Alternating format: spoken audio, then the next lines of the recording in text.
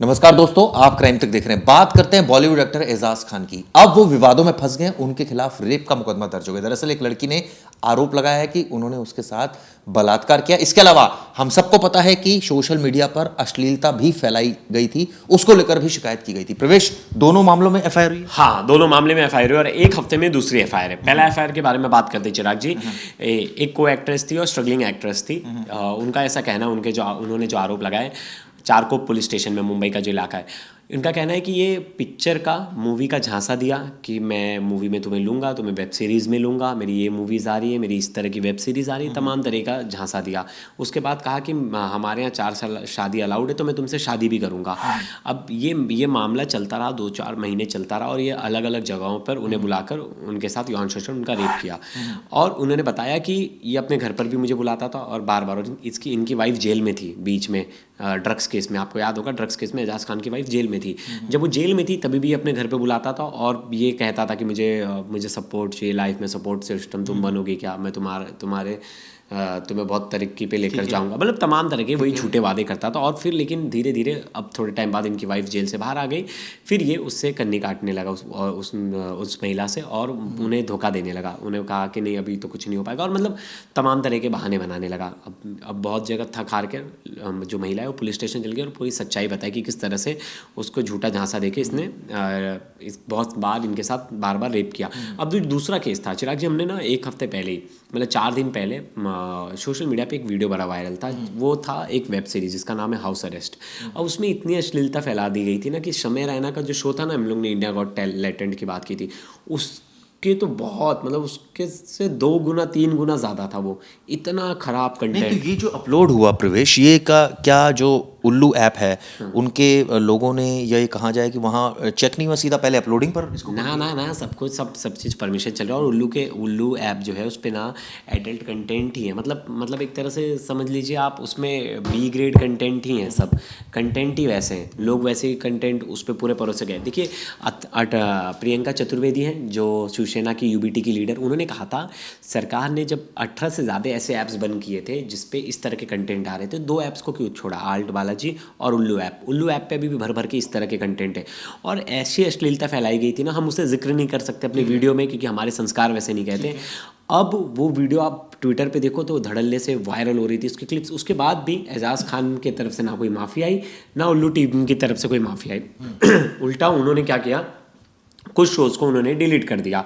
लेकिन वो भी एफआईआर होने के बाद बजरंग दल के एक नेता ने मुंबई में ही कल, ये 2 दिन पहले ही एफआईआर दर्ज करवाई, जिसमें बताया कि देखो किस तरह के कंटेंट है अम्बोली पुलिस स्टेशन में।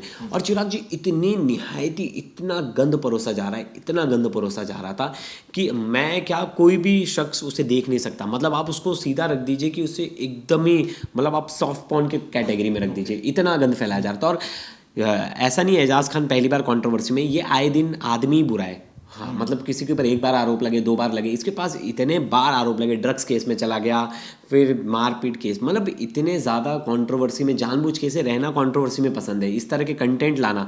मतलब आपको जानबूझ के, आप पता, हम लोग, भारतीय समाज हमारा इस तरह, मुझे तो ये लग रहा है कि इस तरह के कंटेंट अगर आप किसी ऐप पर ला रहे हैं या कहीं भी ला रहे हैं, तो सबसे पहले तो भाई उसकी प्राइम जिम्मेदारी है ना कि वो अपलोड कैसे होने दे रहा है, वो कंटेंट चेक क्यों नहीं कर रहे हैं। इसीलिए तो उल्लू ऐप के खिलाफ, प्रोड्यूसर के खिलाफ, जो इनके होस्ट थे, इन सब के खिलाफ केस बनाए। और देखिए, सिर्फ एजाज खान की गलती नहीं है, मेन तो शो प्रोड्यूसर की गलती है, जो शो डायरेक्टर है जिसने वो किया है, दोनों सबकी गलती है।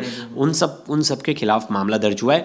और अश्लीलता फैलाने को लेकर, फिर न्यूसेंस फैलाना, और डिजिटल प्लेटफॉर्म पे आप वल्गैरिटी बहुत ज़्यादा प्रमोट करना, इन सब को लेकर एक अच्छा खासा एफआईआर दर्ज हुआ है। अभी जो हीरोइन आई है, जो नई लड़की, हीरोइन मैं कह रहा हूँ, जो एक्ट्रेस आई है, इसने जो आरोप लगाया वो बड़े संगीन है। और अब इसके बाद एजाज खान की मुश्किलें बढ़ गई। अब लेकिन आपको एक और जानकारी दे दो, एजाज खान फरार है, उनका मोबाइल स्विच ऑफ है, वो घर पर मौजूद नहीं। इस समय लीगल कंसल्टेशन ले रहे हैं क्योंकि अब गिरफ्तारी का डर है।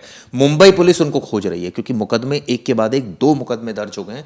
सवाल ये उठता है, पहला जब मुकदमा दर्ज हुआ था उस समय क्या पुलिस ने उस समय नहीं अरेस्ट किया? तब तो मिली नहीं, अभी ये जो उल्लू ऐप वाला था, इसमें तो एफआईआर हो गई थी, अभी तक इसमें अरेस्ट नहीं किया गया था। मतलब 2 दिन पहले हुए, तो अभी इन सबको आंसर देने का टाइम टाइम तो मिलता ही है उतना, तुरंत वो नहीं, लेकिन रेप जैसे केस में सडन तुरंत ही अरेस्टिंग का वो है कि तुरंत अरेस्ट कर लेते हैं। अब रेप केस का जब से मुकदमा दर्ज हुआ इसे पता चले, भाग आ गया। रहा है एजाज खान तो उस समय भी कंट्रोवर्सी में आए थे जब ये बिग बॉस में आ गए। बॉस में थे, सब में थे, गाली गलौज करना, अपना बैड एटीट्यूड, एक बैड बॉय वाला एटीट्यूड जो है वो सामने रखना, हाँ उल जलूल बातें करना। इलेक्शन में भी खड़े हुए थे, 100 वोट भी नहीं मिले थे, हाँ मतलब ये हालत थी। तो ये तो कंट्रोवर्सी में बने रहने के लिए ये गंद फैलाता ही है, ये आदमी वैसा है। हाँ। चलिए देखते हैं इस मामले में पुलिस क्या कार्रवाई करती है। अभी तो फिलहाल ये है कि एजाज खान फरार हो गए हैं। एक हफ्ते के अंदर 2 एफआईआर दर्ज होना, और ऐसे में संगीन इल्जाम, एक इल्जाम कि आप अश्लीलता परोस रहे हैं सोशल मीडिया पर, और दूसरा आरोप यह है कि एक लड़की ने आरोप लगाया कि उसके साथ यौन शोषण किया। हालांकि प्रवेश, अगर इसकी मैं बात करूं सेकंड केस की जो लड़की ने करा है, इसमें शुरुआती तौर पर तो ऐसा लग रहा है कि रजामंदी है। हालांकि देखिए मुकदमा झूठा नहीं, झूठा वादा करके रजामंदी भी वही होता है ना, आप झूठा वादा। तो रजामंदी, आपको पता होगा जब बीएनएस की नई धाराएं आई हैं उसमें ये धाराएं हैं, अगर आप किसी को झूठा वादा करके अगर आप शादी का झांसा देके आप किसी से प्रेम जाल में फंसा के आप उसके साथ अगर यौन संबंध बना रहे, मतलब संबंध बना रहे, तो वो रेप में ही काउंट होगा। आप झूठ बोल के, और सेम सेक्शन है, आप किसी को जॉब का लालच दे रहे हो, कुछ भी झूठ बोल के इस तरह के आप अगर वो ले रहे हो तो वो क्राइम में ही काउंट होगा। और स्टार्टिंग में वो कह रही है ना कि स्टार्टिंग में इसने कहा कि हमारे यहाँ तो अलाउड है, मैं कर सकता हूँ, तो इन सब चीज़ों को लेकर उस पर विश्वास करती थी। चलिए उम्मीद ये करते हैं कि इस मामले में आरोपी के खिलाफ सख्त कार्रवाई होगी, उसको गिरफ्तार किया जाएगा। लेकिन अभी फिलहाल स्थिति है कि एजाज खान फरार है। ये वीडियो दोस्तों कैसे लगी जरूर बताइएगा। शुक्रिया, धन्यवाद।